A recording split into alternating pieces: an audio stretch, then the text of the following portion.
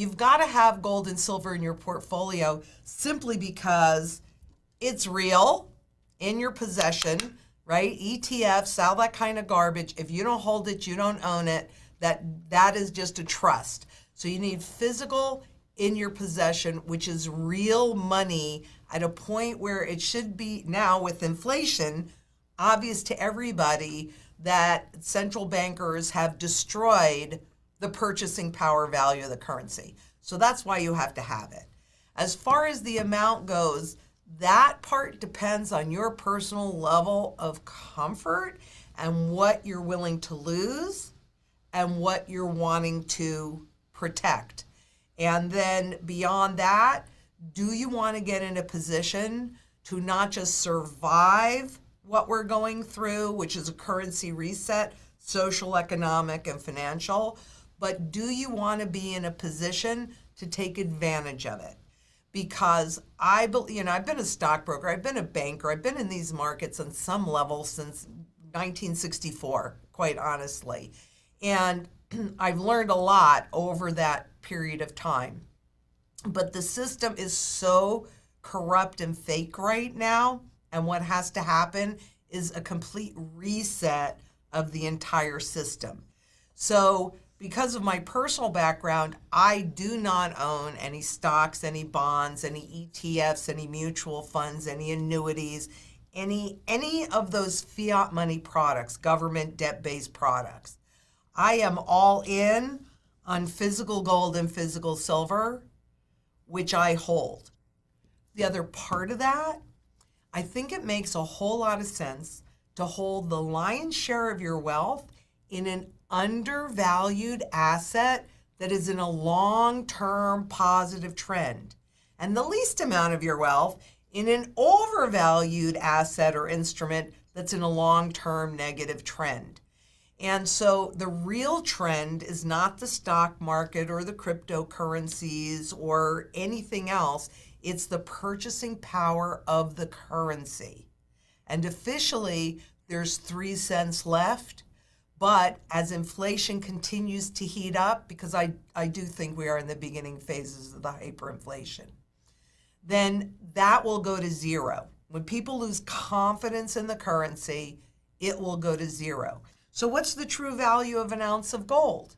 That's also what I call the fundamental value, because one thing I can guarantee you is at some point, all assets go to fundamental value.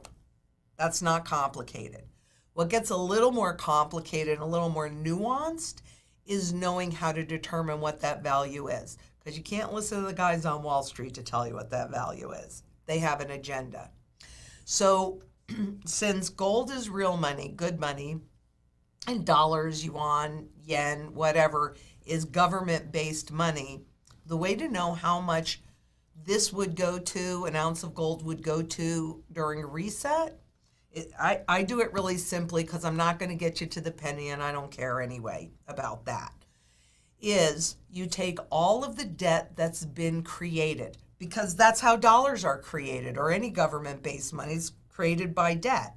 And you can use that as a proxy for actually how much currency and how much fiat money has been created, because they've taken that data away from us. And then you divide it by all the gold that exists in the whole wide world, whether it's in ground or it's above ground, because gold is indestructible. And that, the last time I checked, it'll be higher now because there's more debt, but the last time I checked, that was like $13,500. A CBDC, a central bank digital currency, and that is programmable money. So gold was the first money, and you held it, you owned it, it protected you from inflation because it's got the broadest base of demand. It's private, it's decentralized, and even when you could convert it into a gold certificate, if you didn't like what the government was doing, you'd just go in and convert this $20 gold piece of paper into a $20 gold piece. And that created restrictions around governments. So then they transitioned us into this funny money, okay? And this, the attempt, and successfully so, was about inflating the value away and getting the public to work for less and less and less money. And that's for corporations. For governments, this was an invisible tax.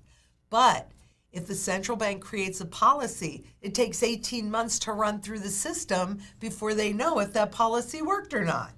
So if you hold a physical bill, that is still at this point invisible to the system. It does not protect your purchasing power, but it does protect your principal.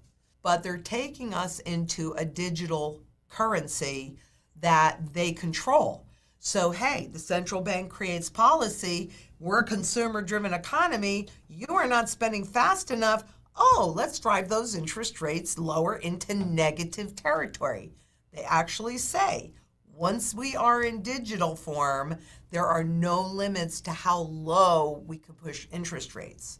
And so if you sit there and watch your interest rates and your principal evaporate, then you're going to go spend it.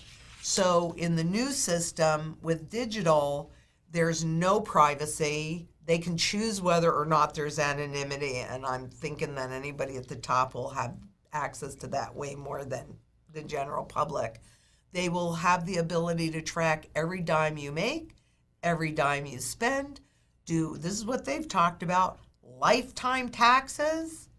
And they actually even used this example of a car in one of their research reports.